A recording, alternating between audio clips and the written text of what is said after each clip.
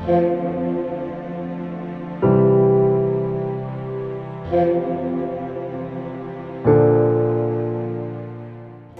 to Card of the Day May, in which I am attempting to film one video every day in the month of May regarding my Tarot Card of the Day practice, or COTD. Today is Sunday, May 4th, 2025. I am out running errands again today, so I thought I would do a little stoppity stop and film my video for today. So, before I say anything else, I need to shout out Liz from West Star Tarot. She posted 2 videos yesterday that are incredible because she's doing this practice as well, and she's filming her experience.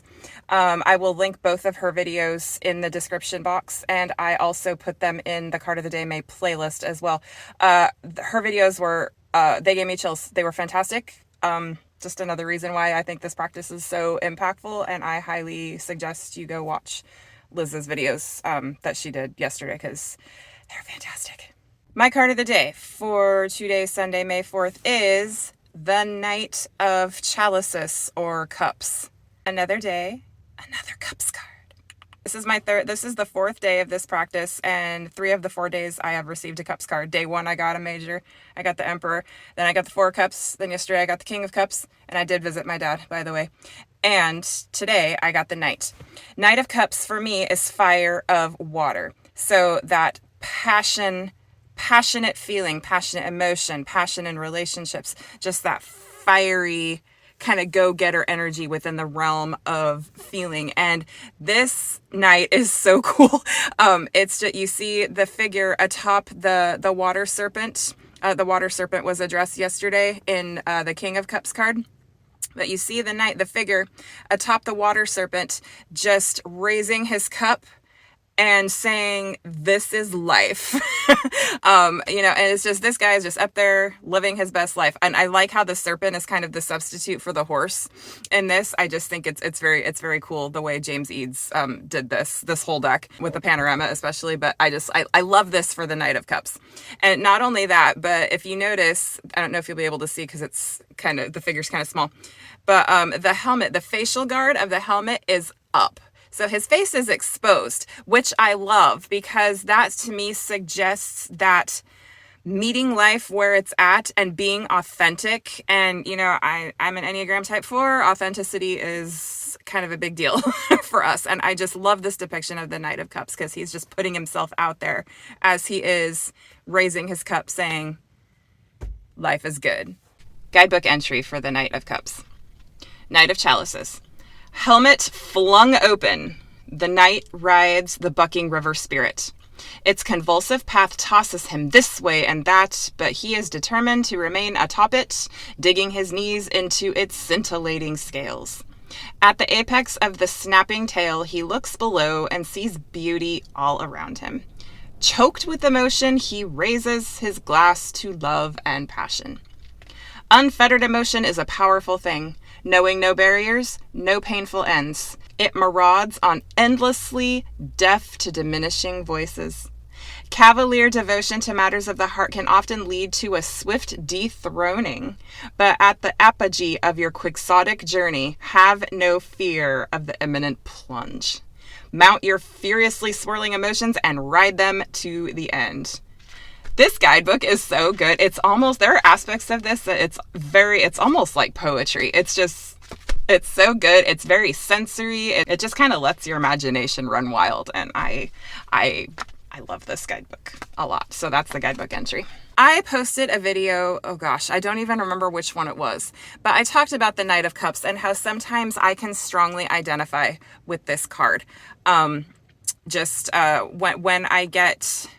When I really get my heart involved in something, I can get very passionate very, very, very quickly and very intensely.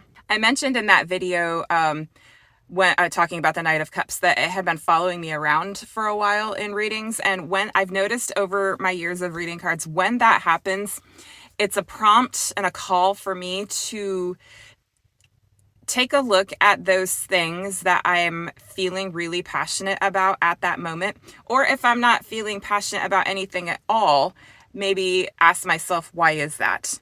This kind of ties in for me with that Four of Cups that I got 2 days ago. And I talked about sort of that apathy versus healthy detachment, as well as that melancholy and even like prelude to kind of depressive energy.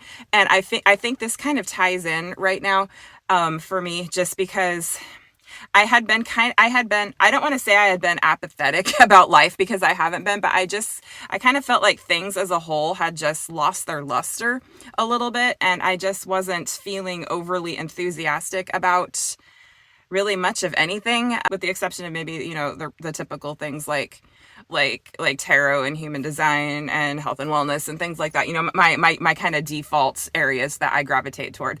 But it just didn't have that oomph to it like it has in the past. And that's a cyclical thing. I think, we can't always be passionate really in like 100% intensely all the time, because that's exhausting. There are a few areas in which I am feeling very called to dive into more. The number one of those right now being mystics and mystical traditions, and studying those, particularly Jewish mysticism of early Christianity, and the Sufi tradition as well. Just, I'm kind of feeling called in that direction. Enneagram, I've talked about the Enneagram before, but I'm feeling it's kind of time to kind of take that to the next level for me. I don't know what that looks like for me yet, but I feel like whatever that is, it's going to reveal itself, and it's coming. Through the Enneagram, I discovered Richard Rohr. He is a Franciscan priest, and he does a lot with the Enneagram in his work, and he teaches it. And I've kind of fallen down a bit of a Richard Rohr rabbit hole. I'm reading his book, Falling Upward. Currently, it's about the second half of life and where that can take you if you let it, essentially. And I will be in my mid 40s this year, and so that material for me is really appropriate right now. But yeah, so I'm just feeling kind of called in that direction. And then human design as well. Human design is ongoing for me. It has been since it found me in 2020. Tarot as well, just deepening my tarot practice. This challenge is good for me in that regard. And just getting in touch with those things that I am currently feeling called toward, or reinvigorating my passion for things that might have been lost a little bit within the recent months. So that's Knight of Cups energy for me today. I think just getting in touch with that behavior of passionate feeling and authenticity. I really feel that's where I need to put some focus right now. And so I'm going to be diving into some heavier and deeper, more meaningful work, I think, just with these areas that I feel called to engage with. Speaking of that, I want to mention another video. A lot of you in the tarot sphere have probably already seen it, but I want to talk about really quickly a video that Lisa Pepez did recently. I think it was a live. It was a live that she did, where she talked about deconstructing Christianity for herself and studying the Bible for herself, and just really going into her approach to that. And it was an absolutely beautiful video. And that video, that energy that she had in that video, that felt very Knight of Cups to me. Just all of that passion and feeling in a spiritual area. That was a very Knight of Cups kind of energy in that video. So that's a great video as well. I will try to remember to link that in this one too. Okay, that's it for today. I'm gonna go finish up, and it's warm today, and I want to go back home and not be sweaty. So okay, until tomorrow. Hopefully I will see you tomorrow. Take care. Be well.